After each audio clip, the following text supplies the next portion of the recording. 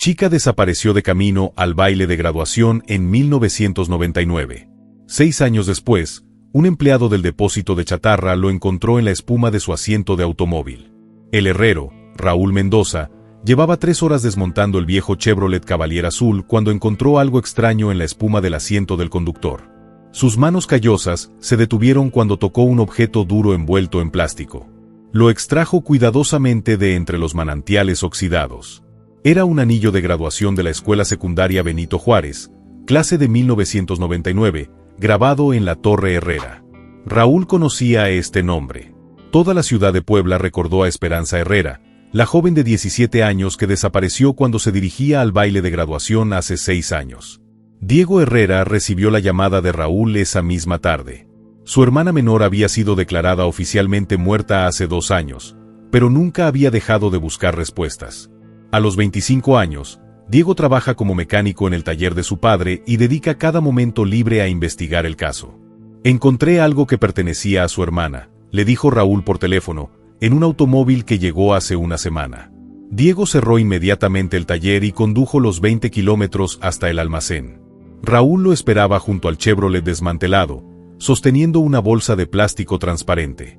¿Está seguro de que es suyo?, preguntó Diego, examinando el anillo de oro con la piedra azul característica de su promoción. Mi hija estudió completamente con Esperanza. Recuerdo cuando todos compraban estos anillos en 5º grado. Diego sintió que le temblaban las manos. Después de 6 años, finalmente tuvo una pista real. ¿De dónde viene este coche? Fue presentado por el señor Esteban Morales la semana pasada. Dijo que había estado almacenado en su rancho durante años y que era hora de deshacerse de él. Esteban Morales. Diego conocía el nombre. Él era el director de la escuela secundaria cuando Esperanza estudiaba allí. Un hombre respetado en la comunidad, casado, padre de 2 hijos. ¿Mencionó por qué había estado almacenado durante tanto tiempo? Solo dijo que estaba ocupando espacio y que sería mejor venderlo como chatarra. Me pagó para ganar de inmediato. Diego inspeccionó el interior del vehículo. Los asientos habían sido retirados, pero podía ver manchas oscuras en el piso de metal. El volante mostraba signos de haber sido limpiado con productos químicos agresivos. ¿Has encontrado algo más? Raúl negó con la cabeza. Solo el anillo. Pero mira esto. Mostró el maletero del auto. Alguien soldó una placa de metal en la caja fuerte original. Parece ser un trabajo reciente, quizás de hace unos años. Diego fotografió cada detalle con su teléfono móvil. La placa soldada, los puntos del piso, los números de serie del motor. Algo le dijo que este auto guardaba más secretos que el anillo de su hermana. Raúl, necesito que no toques nada más. Voy a llamar a la policía. ¿Crees aquí? No lo sé, pero es el primer rastro real de Esperanza en 6 años. No puedo ignorarlo. Diego marcó el número del comandante Jiménez, el oficial de policía que había dirigido la investigación inicial. Jiménez había sido uno de los pocos que realmente se había esforzado por encontrar a Esperanza. Aunque al final, el caso fue archivado por falta de pruebas. Comandante, soy Diego Herrera. Creo que encontré algo relacionado con mi hermana. ¿Qué clase de algo, muchacho? Diego le explicó el anillo y el auto de Esteban Morales. Hubo un silencio prolongado al otro lado de la línea. ¿Está seguro de que el auto pertenece a Morales? Eso es lo que dice Rarlo. Lo trajo personalmente la semana pasada. Está bien, no toques nada más. Voy allí con el equipo forense. Mientras esperaban, Diego recordó la noche en que Esperanza había desaparecido. Era el 15 de mayo de 1999. Su hermana había pasado semanas preparándose para el baile de graduación. Había comprado un vestido verde esmeralda y concertó una cita en el salón de belleza.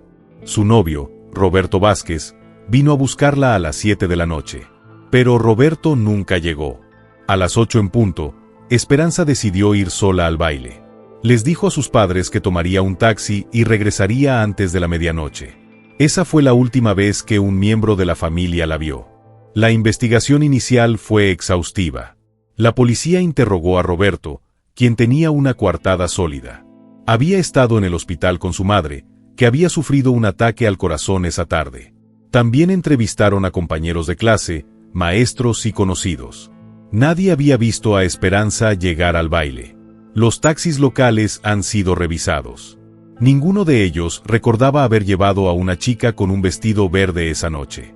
Las cámaras de seguridad del hotel donde se llevó a cabo el baile no mostraron a Esperanza entrando o saliendo del edificio. Después de 3 meses de investigación, el caso se ha enfriado. No había cuerpos. No hubo testigos. No había evidencia de un delito. No hubo ninguno. La familia Herrera contrató investigadores privados, se anunciaron en los periódicos y ofrecieron recompensas. Todo esto fue inútil. El comandante Jiménez llegó con 2 técnicos forenses 40 minutos después. Diego observó cómo examinaban meticulosamente el vehículo, tomaban fotos y recolectaban muestras. Las manchas en el piso parecen ser sangre, le dijo uno de los técnicos a Jiménez. Tenemos que analizar las muestras en el laboratorio. Y la placa soldada en el maletero. Definitivamente es un trabajo reciente. La persona que lo preparó quería ocultar algo. Jiménez se acercó a Diego. Vamos a tener que cortar esta placa para ver qué hay debajo. Y tendremos que cuestionar a Esteban Morales. ¿Crees que él?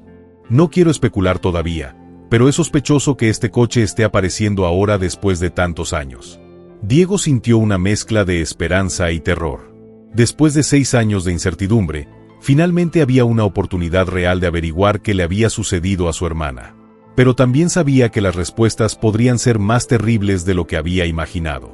El técnico forense cortó cuidadosamente la placa soldada con una sierra eléctrica. Cuando finalmente se lo quitó, todos se quedaron en silencio. En el maletero, había varios objetos. Un zapato de tacón verde, un collar de perlas y una identificación de estudiante. La identificación pertenecía a Esperanza Herrera. El comandante Jiménez estableció un perímetro alrededor del depósito de chatarra. Mientras tanto, los técnicos forenses continuaron tratando el Chevrolet. Diego observó cada movimiento desde la oficina del dueño donde Raúl preparaba café para todos. Tenemos suficiente evidencia para reabrir oficialmente el caso, le dijo Jiménez a Diego. Pero necesito que entiendas algo. Han pasado 6 años. Es posible que muchas cosas hayan cambiado. ¿Te refieres a Esteban Morales? Quiero decir que Morales es una figura respetada en esta comunidad. Director de escuela secundaria durante 20 años, miembro del Consejo Municipal, jefe de varias organizaciones benéficas. No podemos acusarlo sin pruebas sólidas. Diego apretó los puños. Mi hermana está muerta, comandante. Su anillo y sus pertenencias estaban en el auto de este hombre. ¿Qué otras pruebas necesita? Evidencia que muestra cómo llegaron allí. Morales puede afirmar que compró el automóvil de segunda mano, que no sabía nada sobre los productos. Necesitamos pruebas que lo vinculen directamente con la desaparición. Los técnicos completaron el tratamiento del vehículo 2 horas después.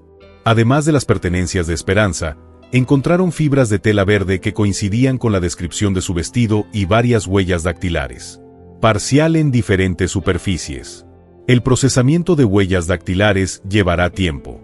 Explicó la técnica principal, pero las fibras son una buena indicación. Si podemos encontrar el vestido, tendremos evidencia física directa. Jiménez organizó la operación para interrogar a Esteban Morales. Diego insistió en estar presente, pero el comandante se negó. Ahora es una investigación formal. Ha hecho su parte para encontrar la evidencia. Hagamos nuestro trabajo.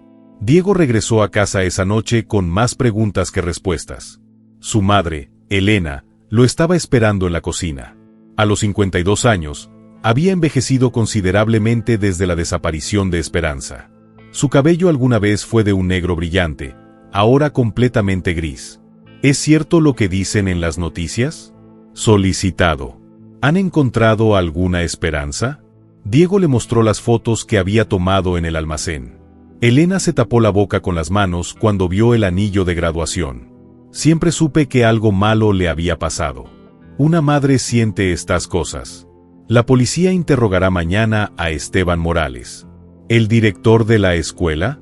Pero fue muy amable con Esperanza. Siempre decía que yo era uno de sus mejores alumnos. Mamá. Era su auto. Sus cosas estaban allí. Elena se sentó pesadamente en una silla todos estos años, pensando que tal vez se había escapado, que estaba viva en alguna parte. que algún día volvería. Diego abrazó a su madre. Él también había mantenido esta esperanza durante mucho tiempo. Pero encontrar las pertenencias de Esperanza en el maletero del auto había destrozado cualquier ilusión de que pudiera estar viva. A la mañana siguiente, Diego va directamente a la estación de policía. Jiménez acababa de regresar de un interrogatorio sobre Morales, que dijo que compró el auto usado en 2000. Dice que lo adquirió en un estacionamiento en la Ciudad de México y nunca revisó completamente el maletero. Alega que lo usaba solo ocasionalmente para viajes largos. ¿Lo crees? Su historia tiene inconsistencias. Dice que lo compró en un terreno, pero no tiene recibos ni documentos de la transacción. Además, el automóvil estaba registrado a su nombre. En enero de 2000, solo 8 meses después de la desaparición de su hermana, Diego sintió que su pulso se aceleraba. ¿No es eso muy sospechoso? Definitivamente. Pero Morales tiene una explicación para todo. Dice que pagó en efectivo porque era más barato, que perdió sus papeles durante una mudanza, que no recordaba exactamente cuándo lo compró. ¿Qué pasa con las huellas dactilares? Todavía estamos esperando los resultados, pero hemos encontrado algo interesante. En su casa, Jiménez le mostró a Diego una foto tomada durante el registro. Era un anuario de la escuela secundaria de 1999 abierto en la página donde aparecía la foto de Esperanza. La página llevaba la marca de haber sido consultada varias veces. Estaba en su escritorio personal, no en la oficina de la escuela. Y mira esto. Destacó varias notas en los márgenes. Escribió notas sobre varios estudiantes de esa generación. Pero las notas sobre Esperanza son peculiares. Diego ha leído El inteligente, atractivo, maduro para su edad, vive solo, con una madre trabajadora. Su estómago se revolvía. Parece que lo estoy evaluando. Eso es lo que pensamos. También hemos comenzado a investigar si hay otras víctimas potenciales. Morales ha sido director durante 20 años. Tuvo acceso a miles de estudiantes. ¿Crees que Esperanza no fue la única? Esta es una posibilidad que debemos considerar. Analizamos casos de estudiantes que han desaparecido o han denunciado un comportamiento inapropiado durante su mandato. Diego se sintió mareado. La idea de que su hermana había sido víctima de un depredador sistemático era incluso peor que imaginar un crimen pasional o un robo que salió mal. ¿Qué sigue? Continuamos nuestra investigación. Los resultados del laboratorio volverán en unos días. Mientras tanto, entrevistaremos a otras personas que conocieron a Morales y Esperanza. Tenemos que construir un caso sólido. Diego salió de la estación con la mente llena de nuevas preocupaciones. Si Morales era realmente un depredador en serie, significaba que había estado operando libremente durante años. ¿Cuántas otras familias han sufrido lo mismo que la suya? Decidió hacer su propia investigación. Comenzó acercándose a exalumnos de la escuela, especialmente a las mujeres que habían estudiado durante el mandato de Morales. La primera llamada fue para Carmen Ruiz, quien había sido la mejor amiga de Esperanza. Diego, estoy muy feliz de saber de ti. Es cierto lo que dicen de Esperanza. Hemos encontrado nueva evidencia. Carmen, necesito preguntarte algo sobre el director Morales. ¿Alguna vez has notado algo extraño en su comportamiento? Hubo una larga pausa antes de que Carmen respondiera. Ahora que lo mencionas, sí. Recuerdo que siempre ponía excusas para llamar a las chicas más bonitas a su oficina.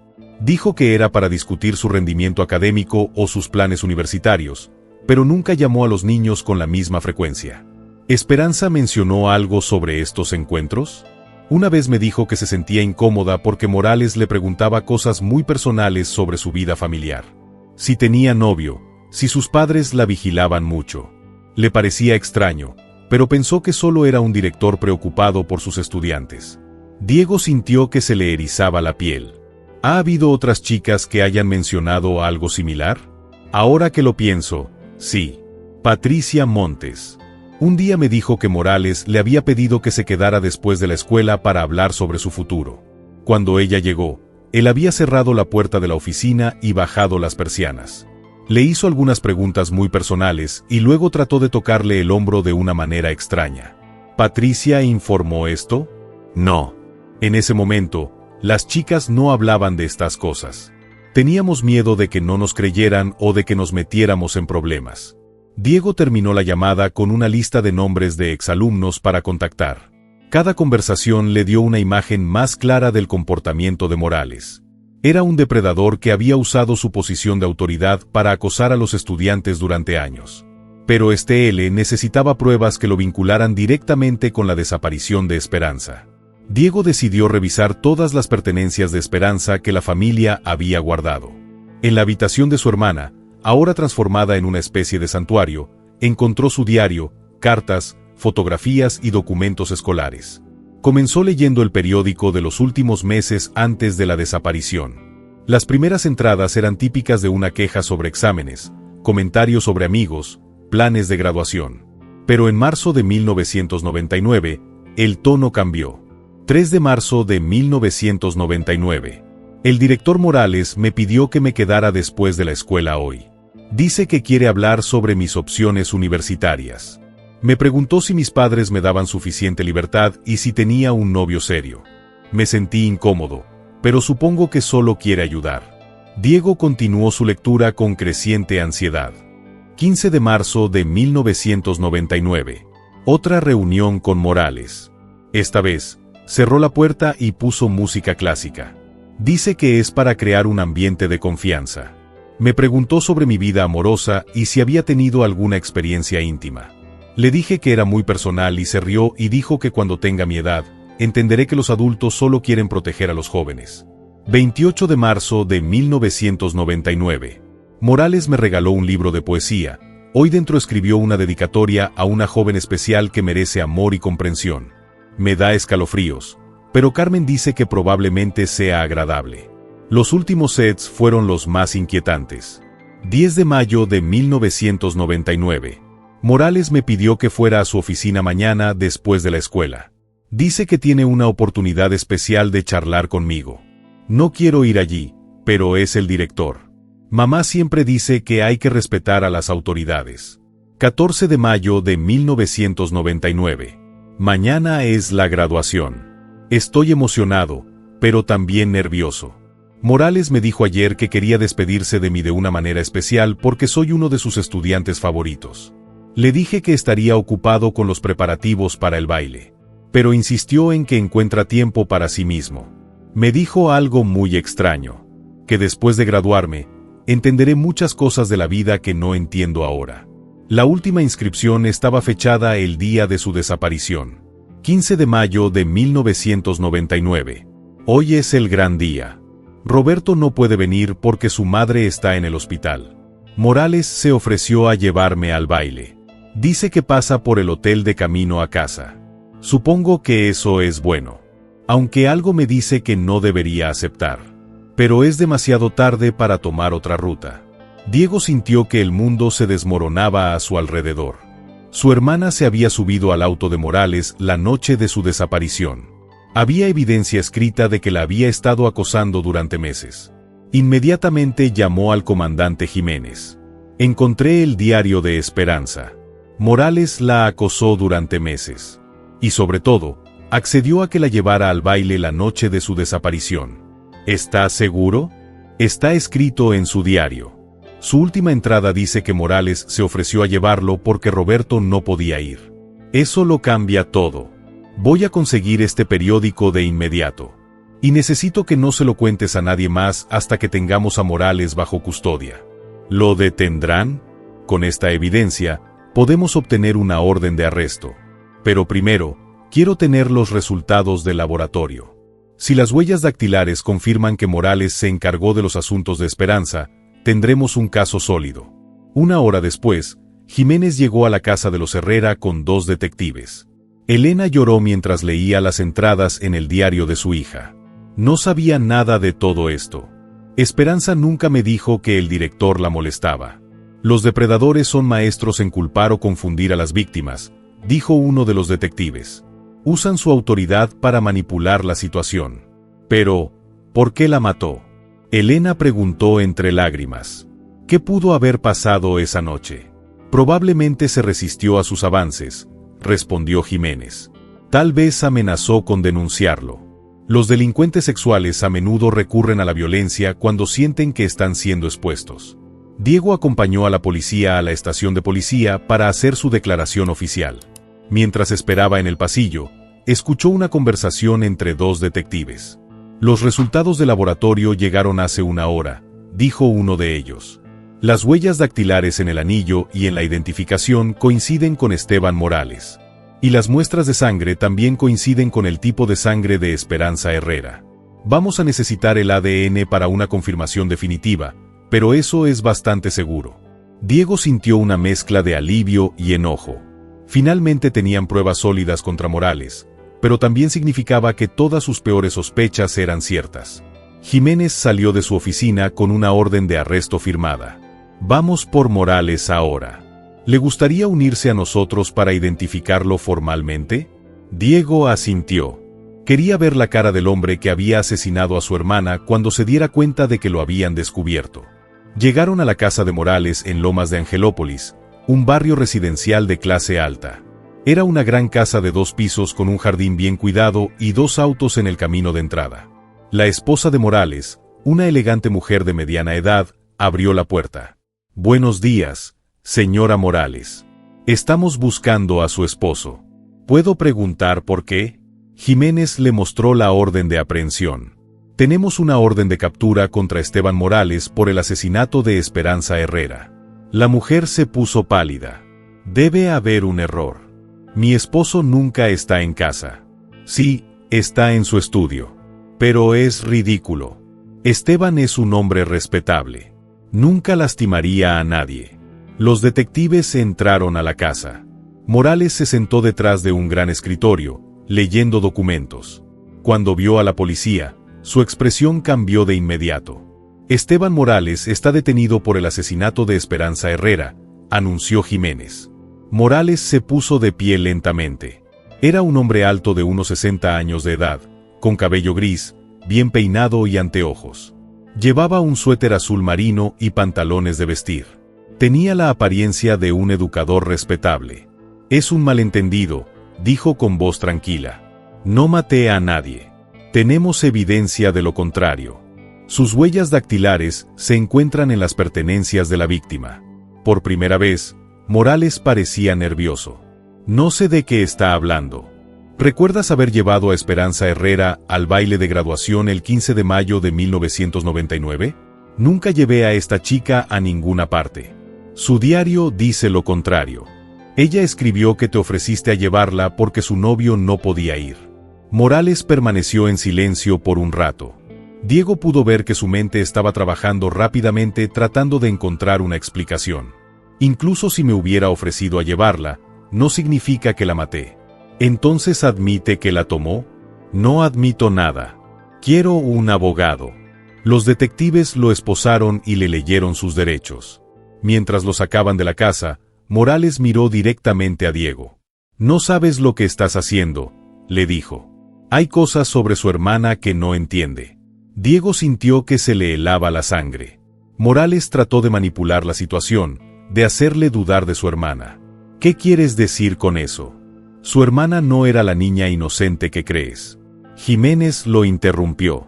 Eso fue bueno. Vamos. Pero las palabras de Morales habían logrado su objetivo. Diego se preguntó a qué se refería. ¿Qué secretos guardó? Toda la historia de esa noche. El arresto de Esteban Morales ha causado revuelo en toda la ciudad. Los periódicos locales publicaron la noticia en la primera plana y las redes sociales se llenaron de comentarios de incredulidad y apoyo a la familia Herrera. Diego regresó a la estación de policía a la mañana siguiente para conocer los resultados del interrogatorio inicial. Jiménez lo recibió en su oficina con una expresión sombría. Morales sigue negándolo todo. Su abogado, Ricardo Valenzuela, es uno de los mejores abogados penalistas del estado. Será difícil obtener confesiones. Pero tienen suficientes pruebas para procesarlo por ahora. Sí, huellas dactilares, diario, pertenencias en su auto. Pero Valenzuela ya argumenta que toda la evidencia es circunstancial. ¿Circunstancial? Sus huellas están en las pertenencias de mi hermana.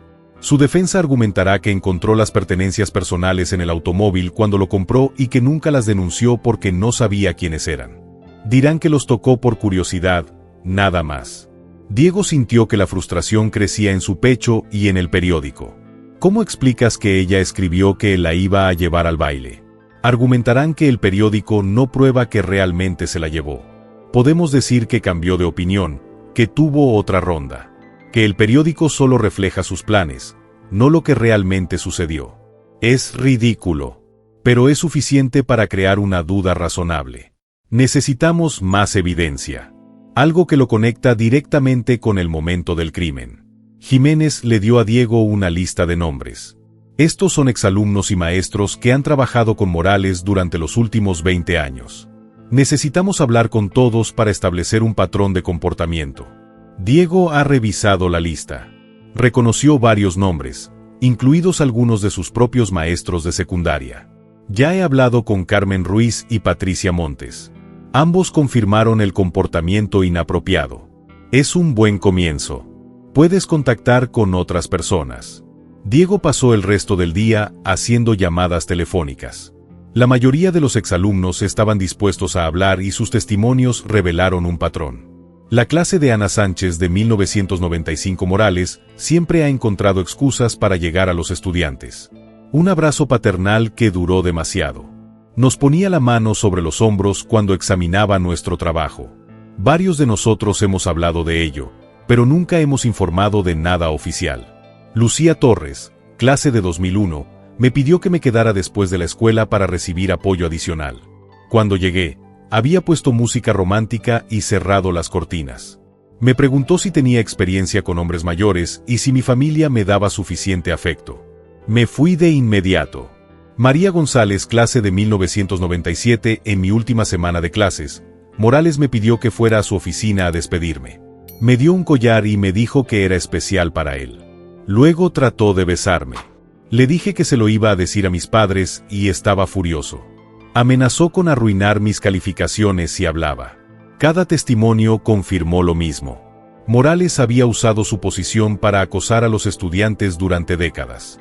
Pero Diego se dio cuenta de que Esperanza había sido diferente. Según su diario, el acoso había sido más largo e intenso. Esa tarde, recibió una llamada inesperada. Era Valeria Medina, una mujer que había sido secretaria en la escuela secundaria durante 15 años. ¿Diego? Vi las noticias sobre el director Morales. Necesito hablar contigo. ¿Sobre qué? Sobre lo que realmente sucedió la noche de la desaparición de tu hermana. Creo que puedo ayudar. Se conocieron en un discreto café en el centro de la ciudad. Valeria era una mujer de 45 años, nerviosa y cautelosa. Tengo miedo de hablar, admitió Morales. Ella tiene muchos amigos poderosos en esta ciudad, pero no puedo quedarme callado después de lo que he visto. ¿Qué viste? La noche del 15 de mayo de 1999, me quedé hasta tarde en la escuela para terminar mis estudios. Vi a Morales salir de su oficina con Esperanza. Parecía incómoda, como si no quisiera ir con él. Diego sintió que su corazón latía con fuerza. ¿Los has visto subirse al carro? Sí. Esperanza llevaba su vestido verde del baile. Morales lo tomó del brazo posesivamente, como si fuera de su propiedad.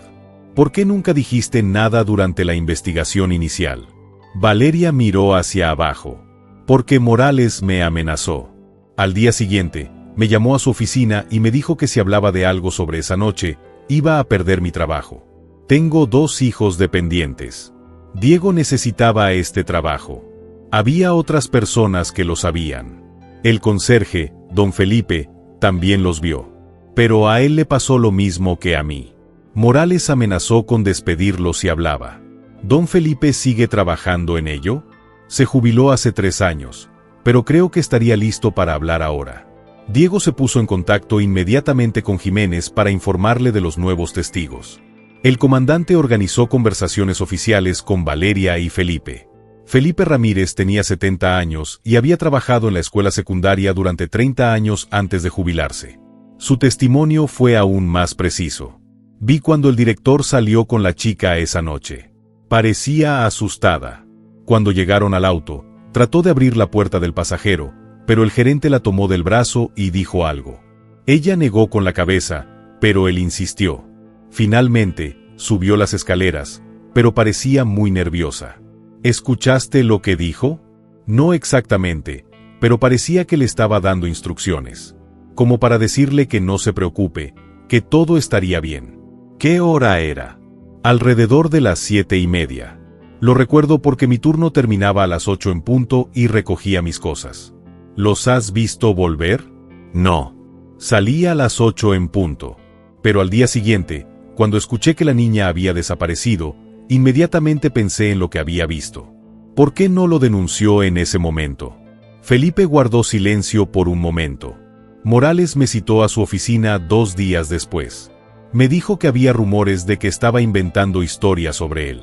Me advirtió que la difamación era un delito grave y que podría meterme en problemas legales. También me recordó que dependía de él para mi pensión completa. Con los testimonios de Valeria y Felipe, la fiscalía tenía pruebas contundentes de que Morales había sido la última persona en ver a Esperanza con vida. Pero el abogado defensor ha sostenido repetidamente que no hay evidencia directa del crimen. Pueden probar que estaban juntos esa noche, dijo Jiménez, pero no pueden probar lo que sucedió después. Palenzuela argumentará que Morales la llevó al baile y que se separaron allí. Pero el hotel no tiene registro de su llegada. No, pero la defensa puede argumentar que vino y se fue de inmediato, que cambió de opinión sobre su participación en el baile. Diego se sintió frustrado con las complejidades del sistema legal. Tenían pruebas claras de que Morales había sido el último en ver a Esperanza, pero aparentemente eso no era suficiente para justificar una condena. ¿Qué necesitamos para cerrar el caso? Idealmente, deberíamos encontrar el cuerpo, una confesión o un testigo que haya visto el crimen directamente. ¿Crees que el cuerpo está en un lugar específico? Investigamos las propiedades que Morales posee o a las que ha tenido acceso en los últimos 6 años. Es dueño de un pequeño rancho en las afueras de la ciudad y una casa de verano en Cuernavaca. ¿Los grabarán? Ya tenemos los pedidos. La inscripción comenzará mañana. Diego sintió una mezcla de esperanza y miedo. Después de 6 años, pueden estar a punto de encontrar el cuerpo de su hermana. Pero también sabía que cada respuesta traía preguntas nuevas y dolorosas sobre los últimos momentos de Esperanza. Esa noche, mientras miraba las notas de todas las entrevistas, Diego se dio cuenta de algo importante. Varios testigos mencionaron que Morales tenía amigos poderosos en la ciudad.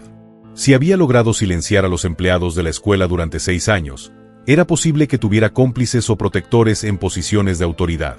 La pregunta, ¿qué tan grande era la red de encubrimiento? ¿Y quién más había protegido a Morales todos estos años? Diego llegó temprano a la estación de policía para acompañar a los equipos de búsqueda que iban a registrar las propiedades de Morales. Jiménez lo recibió con noticias preocupantes. Tenemos un problema. Alguien filtró información sobre los archivos. Cuando llegamos al rancho esta mañana, encontramos evidencia de que habían quemado documentos recientemente. ¿Quién podría haber revelado la información? Estamos investigando, pero significa que Morales tiene aliados dentro del sistema. Alguien lo ayuda desde adentro. Diego sintió un escalofrío. Si hubiera corrupción dentro de la policía o el sistema judicial, el caso podría volverse extremadamente complicado. ¿Encontraste algo en el rancho? Cenizas de documentos quemados, pero también algo más interesante. En el granero encontramos una habitación escondida detrás de una pared falsa. En el interior, había fotos de varios estudiantes, incluida parte de su hermana. Jiménez le mostró las fotografías confiscadas. Estas fueron imágenes tomadas sin el conocimiento de las niñas en el patio de la escuela, saliendo de sus casas, caminando por la calle. Esperanza ha aparecido en más de 20 fotografías diferentes. Esto demuestra que la ha estado acechando durante meses, dijo Diego con voz temblorosa. Exactamente, pero hay más. También encontramos un diario que Morales llevaba. Sus entradas son inquietantes. Las entradas del diario de Morales revelaron la mente de un depredador obsesionado. Describía a sus estudiantes especiales en términos sexualmente explícitos y detallé sus planes para educarlos sobre la vida adulta. Una inscripción fechada el 10 de mayo de 1999 era particularmente incriminatoria. Está listo para la última lección. Ha respondido bien a mi consejo durante estos meses. La graduación será el momento perfecto. Una vez que estés bajo mi control total, comprenderás tu verdadero propósito. Esta es una clara evidencia de premeditación, dijo Jiménez.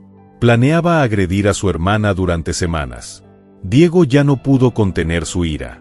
Quiero enfrentarme a este bastardo. Quiero escuchar de su propia boca lo que le hizo a Esperanza. Diego, no es una buena idea. Cualquier cosa que diga fuera de un interrogatorio formal no se puede usar en la corte. No me importa el campo. Quiero escuchar la verdad. A pesar de las objeciones de Jiménez, Diego insistió en estar presente durante el interrogatorio de Morales. El abogado defensor Valenzuela también estaría presente, lo que limitaría lo que Morales podría decir. La sala de interrogatorios era pequeña y claustrofóbica. Morales se sentó en una silla de metal, ya no vestido con su ropa elegante, sino con el uniforme naranja de la prisión. Sin embargo, mantuvo una actitud arrogante. «Señor Morales», comenzó Jiménez, «encontramos su diario en el rancho. ¿Puedes explicar estas entradas sobre Esperanza Herrera?» Valenzuela se inclinó hacia su cliente. «No tienes que responder a esa pregunta». Pero Morales parecía querer hablar. «Este diario refleja pensamientos privados, fantasías, no acciones reales. Fantasías sobre la violación de estudiantes menores de edad. Nunca he violado a nadie». Diego ya no podía quedarse callado. «Entonces, ¿qué le hizo a mi hermana?» Morales lo miró directamente por primera vez. Sus ojos eran fríos, calculadores. «Su hermana no era la niña inocente que crees». «¿Qué quieres decir con eso?» Esperanza sabía exactamente lo que estaba haciendo. Me sedujo por su comportamiento, por la forma en que se vestía, por la forma en que me miraba durante la clase. Diego se puso de pie violentamente. Pero Jiménez lo detuvo. «Es un mecanismo de defensa clásico del agresor», murmuró. «Culpa a la víctima». Morales continuó. «Esa noche, accedió a venir conmigo voluntariamente. Ella sabía lo que esperaba de ella». «¿Y qué esperabas?» «Gratitud, gratitud. Yo fui su mentor. La persona que había guiado su desarrollo académico y personal durante años. Esperaba sexo de un estudiante de 17 años. Valenzuela intervino. «Mi cliente no va a responder preguntas que puedan incriminarlo». Pero Morales ignoró a su abogado. Esperanza era madura para su edad. Entendió las complejidades de las relaciones adultas. ¿Las relaciones adultas incluyen el asesinato cuando la víctima se niega? «No maté a nadie».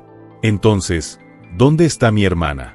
Morales permaneció en silencio por un rato. Pero Diego podía ver algo en su conocimiento. «Culpa. No sé dónde está Esperanza. La dejé en el hotel esa noche y nunca la volví a ver». «Mentiroso. El hotel no tiene constancia de su llegada.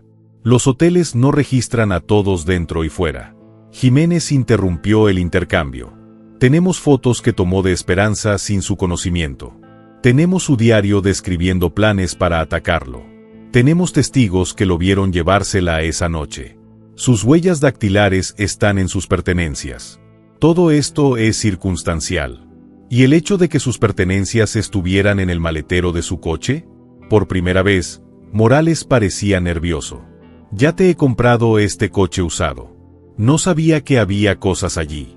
Compró el auto 8 meses después de la desaparición de Esperanza. ¿Quieres que creamos que esto es una coincidencia? Los documentos se han perdido. No recuerdo exactamente cuándo lo compré». Diego se inclinó hacia adelante. «¿Sabes lo que creo? Creo que la mataste esa noche cuando se resistió a tus avances. Creo que puso su cuerpo en el maletero de ese auto y la llevó a algún lugar para enterrarla. Luego mantuvo el auto en su rancho durante años». Morales lo miró con una sonrisa inquietante. «Puedes creer lo que quieras, pero no puedes probar nada. ¿Por qué guardó sus pertenencias? ¿Por qué no se deshizo de él? No sé de qué está hablando. Sus huellas dactilares están en el anillo y la identificación de mi hermana. Como expliqué antes, los toqué cuando los encontré en el auto». Jiménez terminó el interrogatorio después de 2 horas sin obtener una confesión. Morales mantuvo su historia de que compró el auto usado y encontró las pertenencias por accidente. «Es frustrante», le dijo Jiménez a Diego mientras salían de la habitación. «Sabemos que es culpable, pero es demasiado inteligente para hacerlo. ¿Qué pasa si no encontramos el cuerpo de Esperanza? Podemos tratarlo con la evidencia que tenemos, pero sería mucho más fácil con evidencia física directa. Diego sintió que la desesperación crecía en su pecho. Después de 6 años, finalmente habían encontrado al asesino de su hermana. Pero el sistema judicial podría permitirle escapar de la justicia. Debe haber algo más. Algunas pruebas que nos perdimos. Estamos en el proceso de revisar todo nuevamente. Registros bancarios, sus propiedades, personas que conocía. Algo tiene que aparecer.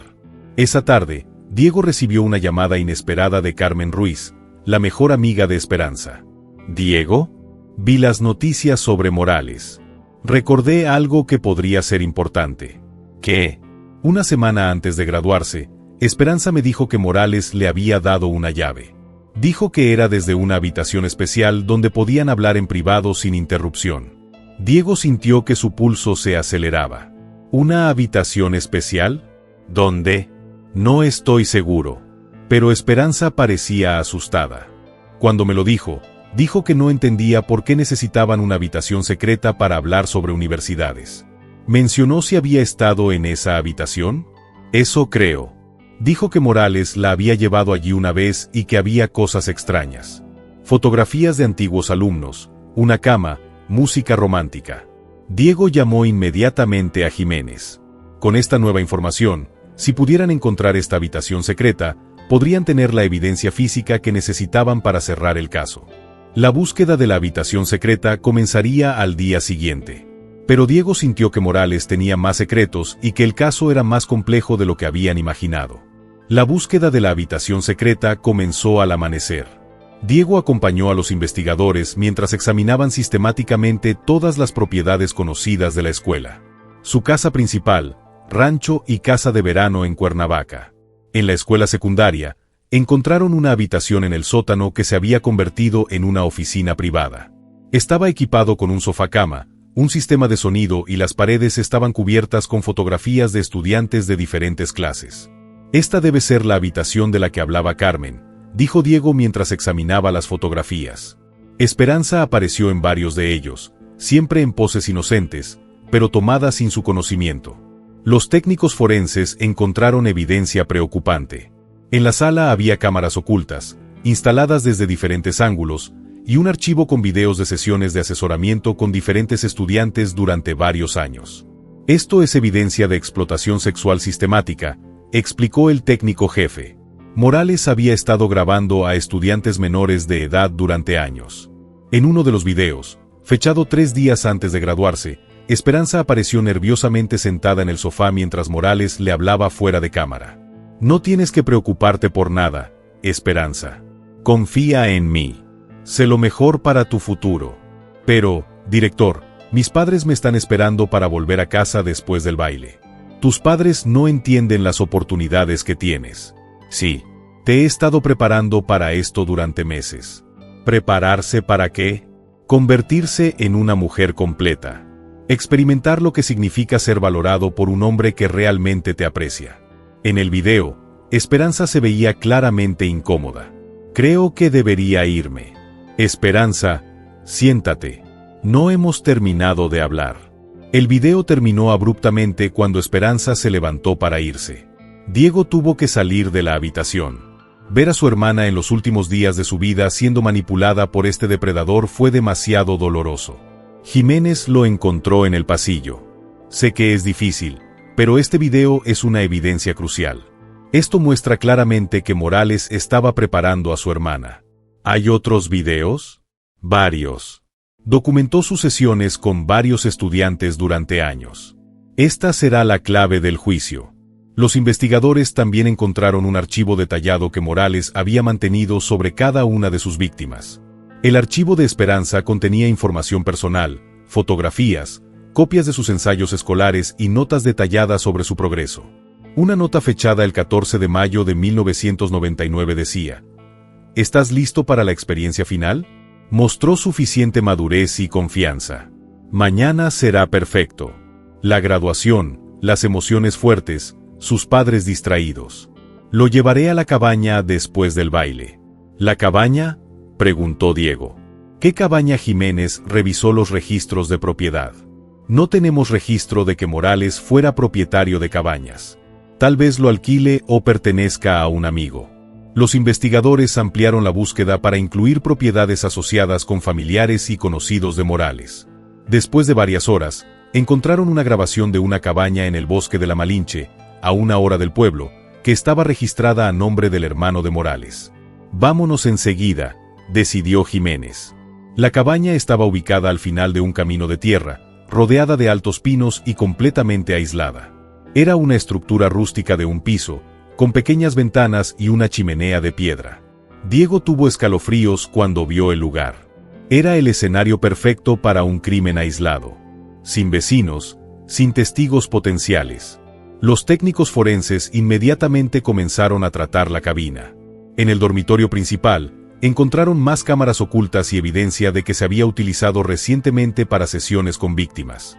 Pero el descubrimiento más importante se produjo cuando los perros entrenados para detectar restos humanos reaccionaron en un área específica detrás de la cabaña. «Hay algo enterrado aquí», informó el adiestrador de perros. Los técnicos comenzaron a cavar con cuidado. A una profundidad de 3 pies, encontraron fragmentos de tela verde. «Parece ser de seda verde, compatible con un vestido de noche», informó el técnico forense. Diego sintió que sus piernas se debilitaban. Después de 6 años, finalmente habían encontrado evidencia material del destino de su hermana. Las búsquedas continuaron durante varias horas. Además de fragmentos del vestido, encontraron huesos humanos, zapatos de tacón alto y joyas que coincidían con las descripciones de lo que llevaba Esperanza la noche de su desaparición. «Necesitaremos un análisis de ADN para la confirmación oficial», explicó Jiménez. «Pero según la evidencia circunstancial, estamos seguros de que hemos encontrado a su hermana». Diego se desplomó contra un árbol cercano. La búsqueda había terminado, pero el alivio se mezcló con un profundo dolor.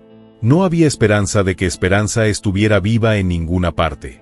Los investigadores continuaron procesando la escena del crimen. Encontraron evidencia adicional que pintó una imagen clara de lo que había sucedido esa noche. Según la evidencia física, parece que la trajo aquí después de recogerla de la escuela, explicó el técnico forense jefe.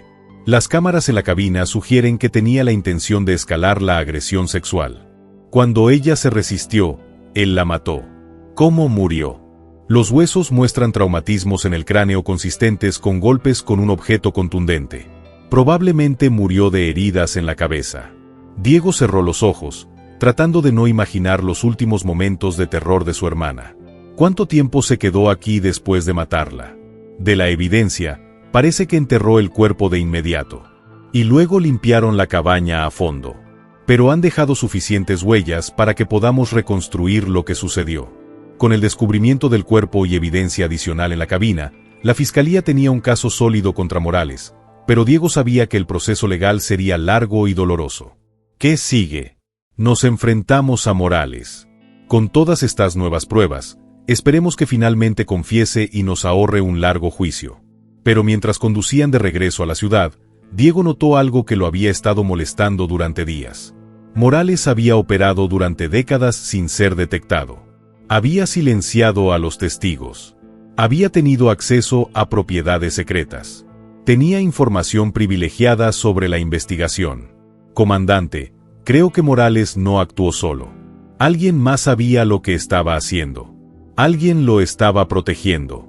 Jiménez asintió pensativo. Pensamos lo mismo. La pregunta, ¿a quién y hasta dónde llega la conspiración? La respuesta a esta pregunta llegaría antes de lo esperado y revelaría una red de corrupción mucho más profunda de lo que Diego había imaginado. La noticia del descubrimiento del cuerpo de Esperanza se extendió rápidamente por toda la ciudad. Los medios de comunicación rodearon la estación de policía y los periodistas intentaron obtener declaraciones de Diego y su familia. Diego decidió dar una breve conferencia de prensa para agradecer a los investigadores y pedir privacidad a su familia durante el proceso de duelo. Pero mientras hablaba con los periodistas, notó algo extraño. Varios policías que no conocía le estaban tomando fotos y videos. Después de la conferencia, Jiménez lo llevó a un lado. Alguien filtró información sobre el descubrimiento antes de que pudiéramos entrevistar a Morales nuevamente. Cuando llegamos a su celda esta mañana, se había ido. ¿Cómo es eso posible? No estuvo detenido las 24 horas. Alguien falsificó una orden de transferencia. Los guardias pensaron que lo estaban trasladando a otra instalación por su seguridad. Cuando nos dimos cuenta del error, había estado libre durante 3 horas. Diego sintió que se le helaba la sangre. Después de 6 años de búsqueda, el asesino de su hermana escapó. ¿Cómo sabían exactamente cuándo hacer el movimiento equivocado? Esa es la pregunta. Importante. Alguien con acceso a información privilegiada coordinó esto. Estamos investigando a todas las personas que sabían sobre la operación en la cabina. ¿Tienes alguna idea de dónde puede estar? Hemos emitido alertas en todas las estaciones de autobuses y cruces fronterizos. Pero Morales conoce bien esta región. Se puede ocultar en cualquier lugar. Diego sintió una mezcla de ira e impotencia. Necesito ayuda con la investigación. En absoluto. Si Morales se siente acorralado, puede volverse peligroso. No queremos que te conviertas en un objetivo. Pero Diego ya había tomado una decisión. Conocía el área tan bien como cualquier oficial de policía y tenía contactos que podían ayudarme. No iba a quedarse de brazos cruzados mientras el asesino de su hermana escapaba. Esa tarde, sin informar a las autoridades, Diego comenzó su propia búsqueda. Comenzó contactando a mecánicos y empleados de gasolineras en las carreteras principales. Si Morales se escapaba en un automóvil, necesitaría combustible y posiblemente reparaciones. En la tercera gasolinera que visitó en el camino a Veracruz, el gerente recordó haber visto a un hombre que coincidía con la descripción de Morales. Llegó alrededor de las 2 de la mañana, explicó el empleado.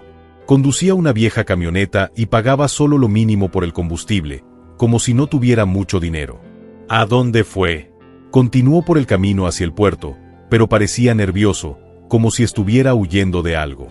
Diego continuó siguiendo el camino a Veracruz, deteniéndose en todos los pueblos pequeños para preguntar por Morales.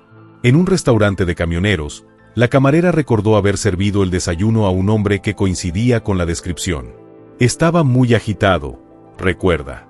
Continuó mirando la carretera como si esperara que alguien lo siguiera. También preguntó sobre los barcos que salen del puerto.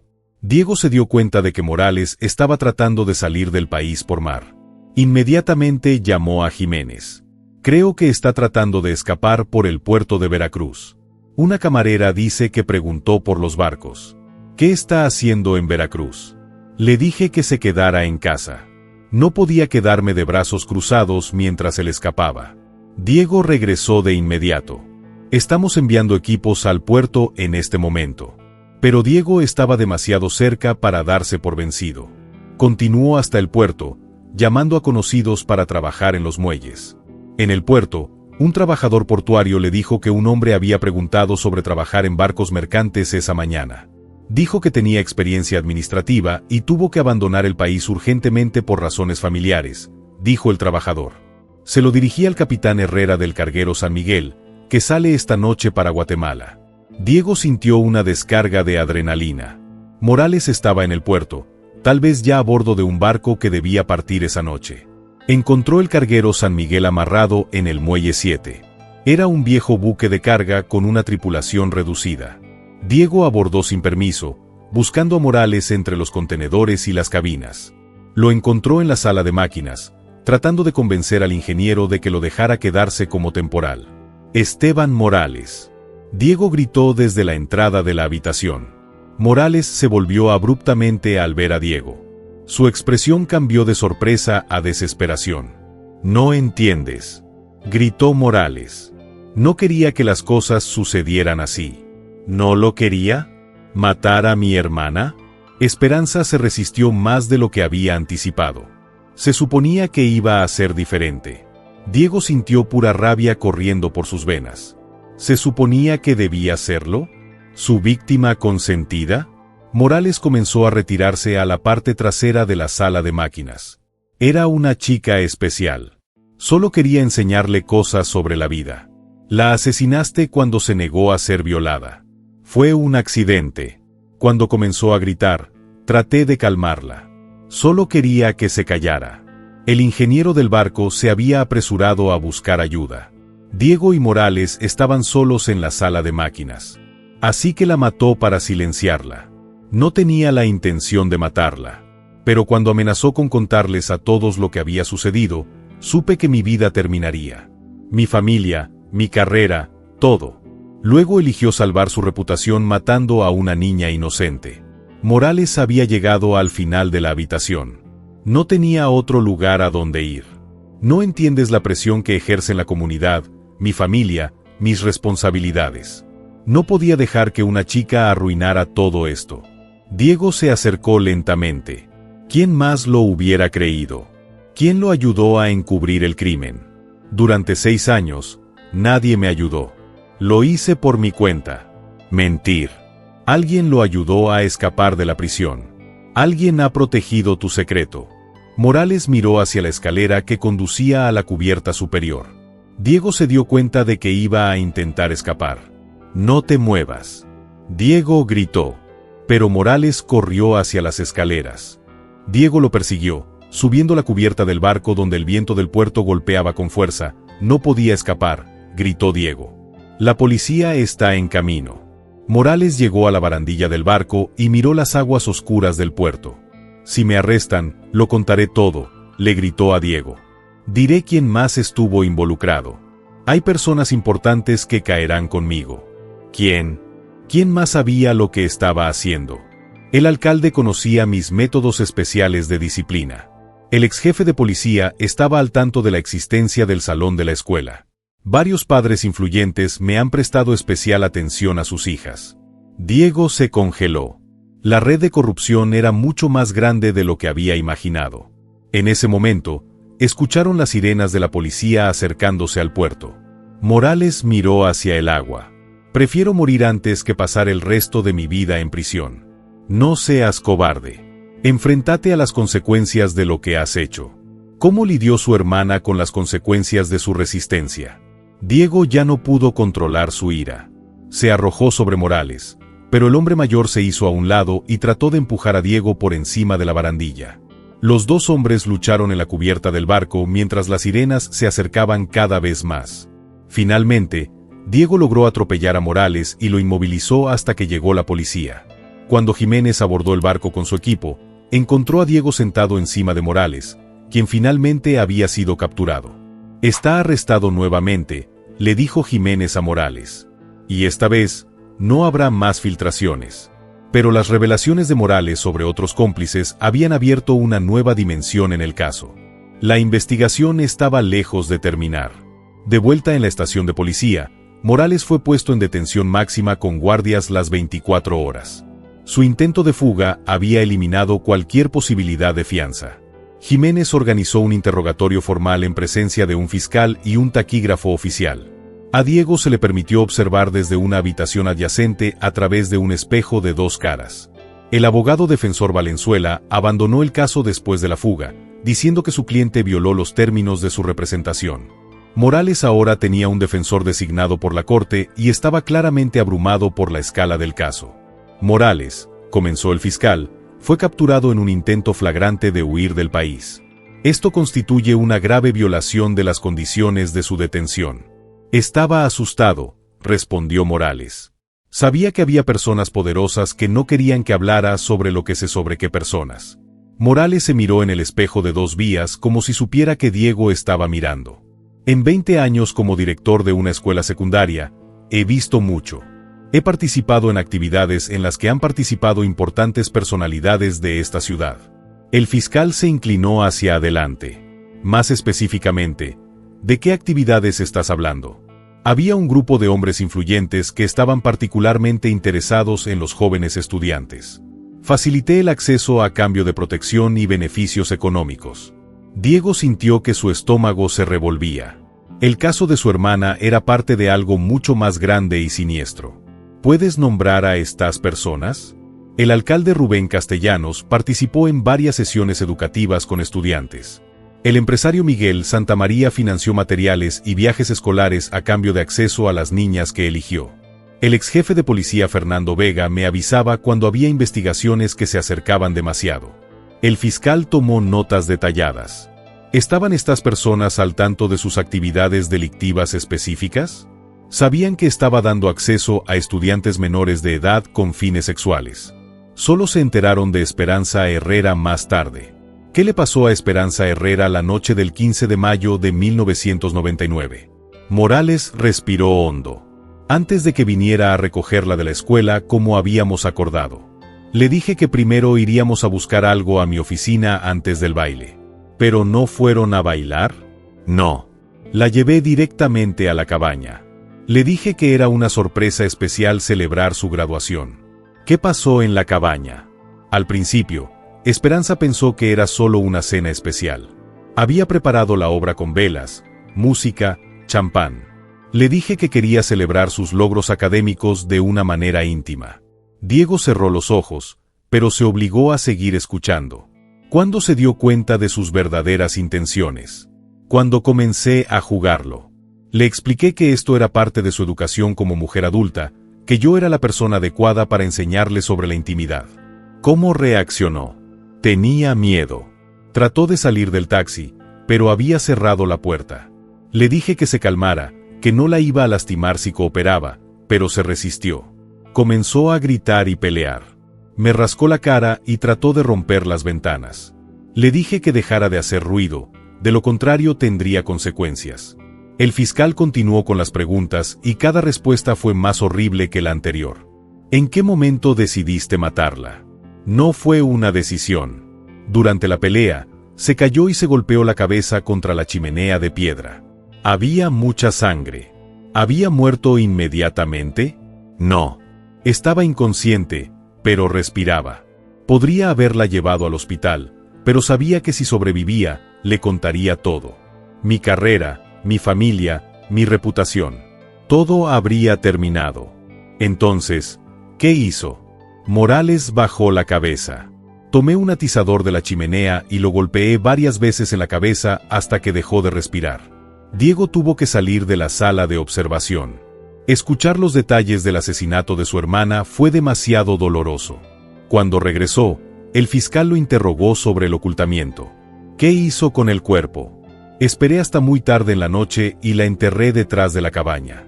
Limpié toda la sangre y quemé su vestido y ropa interior. ¿Por qué guardó algunas de sus pertenencias como recuerdo? Sabía que era peligroso, pero no podía deshacerme de él. ¿Dónde guardaste el auto durante esos 6 años? En un granero de mi rancho. Lo cubrió con lonas y lo movió solo cuando era absolutamente necesario. ¿Por qué decidiste deshacerte del auto ahora? Porque sabía que Diego Herrera nunca iba a dejar de buscar. Año tras año, se volvió cada vez más peligroso mantenerlo. El interrogatorio continuó durante 6 horas. Morales confesó detalles específicos sobre el asesinato, el encubrimiento y la red de corrupción que le había permitido operar durante décadas.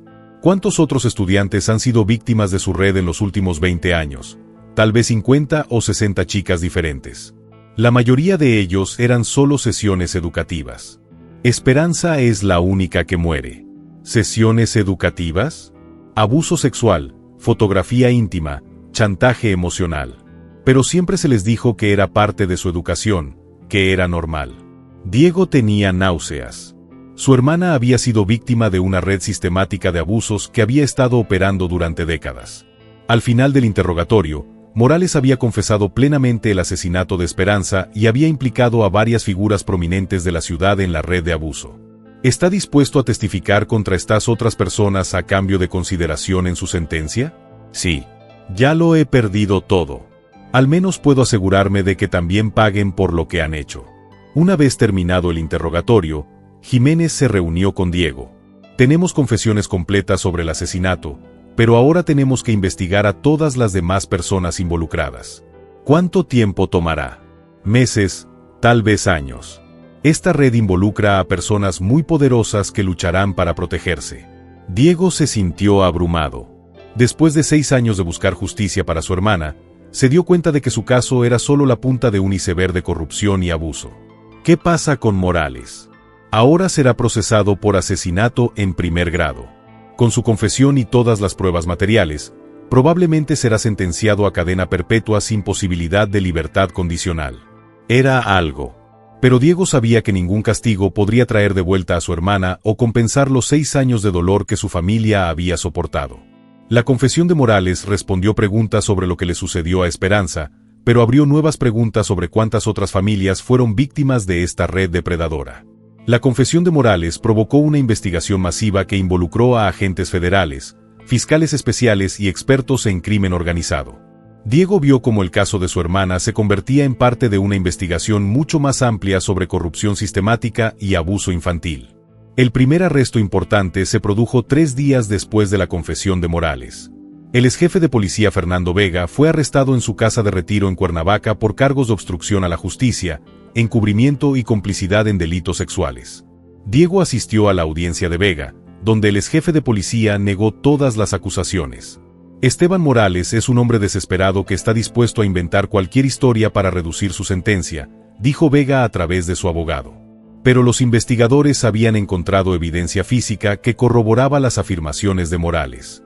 En el archivo personal de Vega, descubrieron documentos que mostraban pagos regulares de Morales durante varios años, clasificados como servicios de consultoría.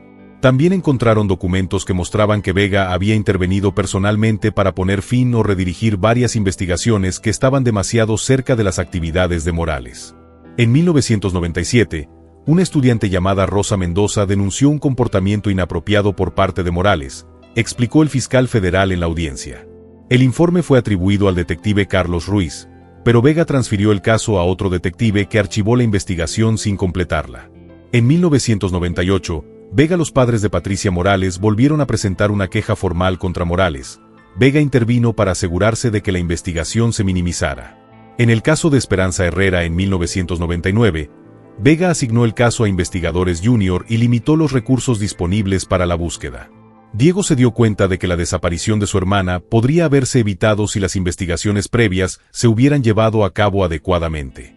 La segunda detención fue la del alcalde Rubén Castellanos, quien fue detenido en su oficina municipal mientras dirigía una reunión del Consejo Municipal. Castellanos, un hombre de 55 años que había sido alcalde durante 2 mandatos, fue acusado de pedofilia, corrupción y crimen organizado. La evidencia contra Castellanos incluía fotografías encontradas en la habitación secreta de Morales que lo mostraban con varios estudiantes en situaciones comprometedoras, así como extractos bancarios que mostraban pagos regulares a la cuenta personal de Morales. Castellanos usó su posición como alcalde para facilitar las actividades criminales de Morales, explicó el fiscal. Proporcionó cobertura política, interfirió en las investigaciones y estuvo directamente involucrado en el abuso sexual de estudiantes menores de edad. La tercera detención fue la del empresario Miguel Santamaría, cuya constructora había ganado varios contratos municipales importantes durante los años en que Castellanos fue alcalde. Durante el registro de las oficinas de Santamaría, los investigadores encontraron una habitación privada equipada de la misma manera que la habitación secreta de Morales, con cámaras ocultas, una cama y archivos con fotos de estudiantes. Santamaría ha financiado viajes escolares, equipos deportivos y becas, explicó el investigador principal. A cambio, Morales proporcionó acceso privado a estudiantes seleccionados. Los registros mostraron que en los últimos 10 años, Santamaría había donado más de 2 millones de pesos a la escuela, pero el dinero se había canalizado a través de cuentas personales controladas por Morales. A medida que la investigación se expandió, surgieron más víctimas. Se estableció un número de teléfono especial para que los exalumnos denunciaran el abuso, y en la primera semana, más de 30 mujeres llamaron a testificar. Carmen Ruiz, la mejor amiga de Esperanza, se ha convertido en una de las voceras de las víctimas. Durante años, pensamos que éramos los únicos, dijo en una conferencia de prensa.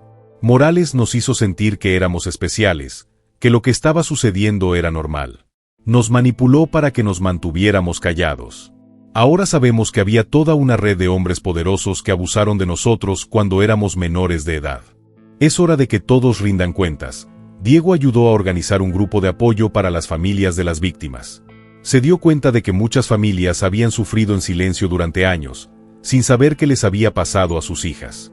Ana Sánchez, cuya hija había sido víctima de la cadena en 2003, le dijo a Diego que su matrimonio había cambiado por completo después de su último año de secundaria. Se encerró en sí misma, deprimida, dejó de hablarnos.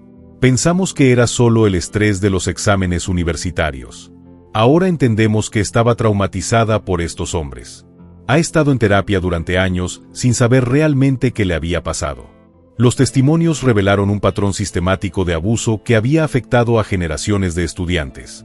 Morales y sus cómplices habían elegido víctimas de familias de bajos ingresos, estudiantes universitarios sin figuras paternas fuertes y niñas que tenían éxito en la escuela pero eran socialmente vulnerables. Buscaban niñas que tuvieran menos probabilidades de denunciar abusos, explicó el psicólogo forense que entrevistó a las víctimas. Estudiantes que valoraban la autoridad, que querían complacer a sus maestros, que tenían miedo de decepcionar a sus familias.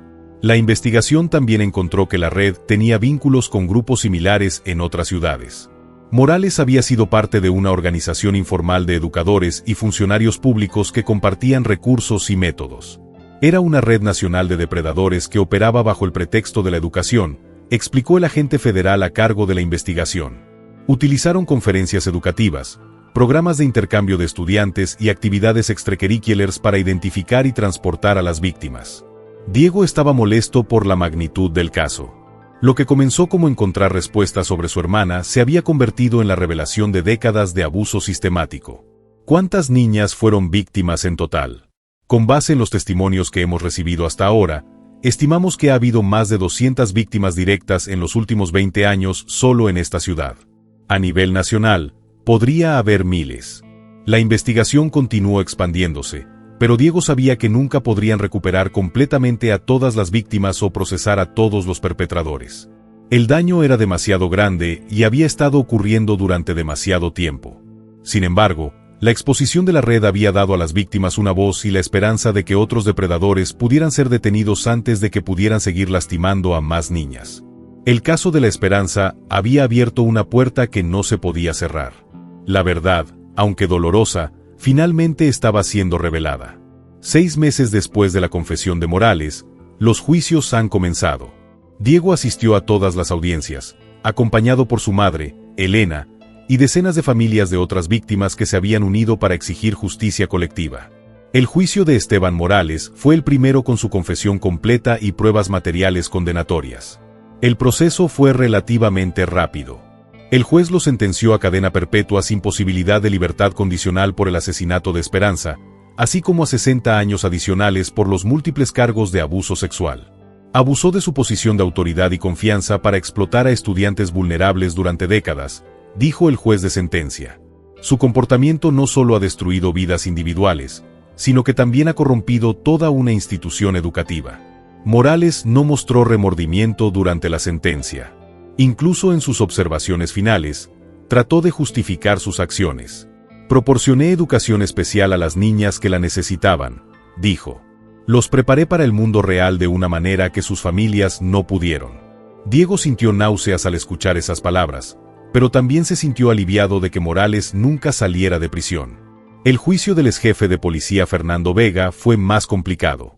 Su defensa argumentó que había sido manipulado por Morales y que no tenía pleno conocimiento de las actividades criminales. Sin embargo, los fiscales presentaron evidencia de que Vega había recibido más de 500.000 pesos en pagos de Morales durante 10 años y que había interferido sistemáticamente en investigaciones relacionadas. El acusado no solo estaba al tanto de los crímenes, sino que los facilitó activamente, argumentó el fiscal. Sin su protección, Morales no habría podido operar durante tanto tiempo. Vega fue sentenciado a 25 años de prisión por soborno, obstrucción de la justicia y complicidad en delitos sexuales. El juicio del alcalde Rubén Castellanos fue el más seguido por los medios de comunicación como figura pública destacada. Su caída fue particularmente dramática.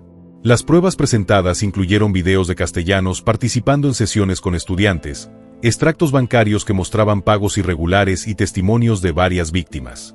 Una de las víctimas, ahora de 25 años, testificó sobre su experiencia con los Castellanos. Cuando tenía 17 años, me dijo que me había elegido para una beca especial de liderazgo estudiantil, testificó. Me llevó a una sala del ayuntamiento, donde me fotografió en situaciones comprometedoras. Luego me chantajeó para que me callara, amenazando con arruinar mi futuro académico. Castellanos fue sentenciado a 30 años de prisión.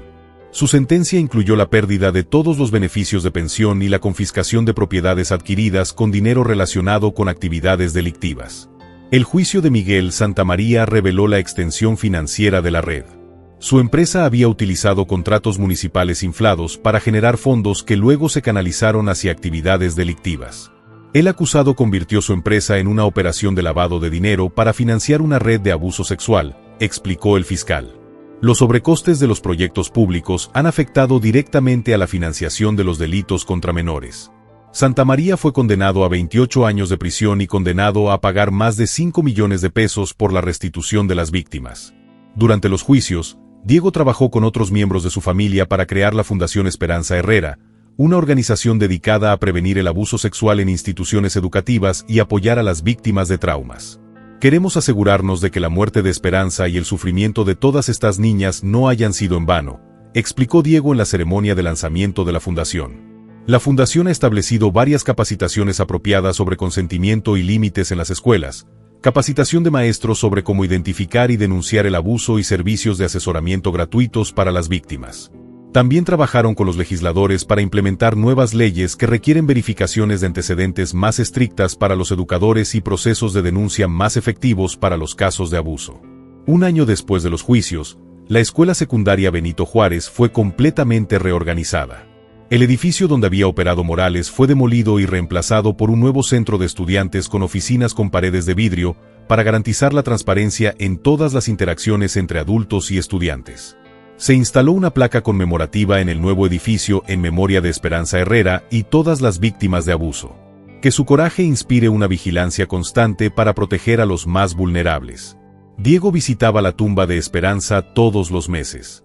Su cuerpo fue finalmente enterrado en el cementerio municipal después de todos los análisis forenses.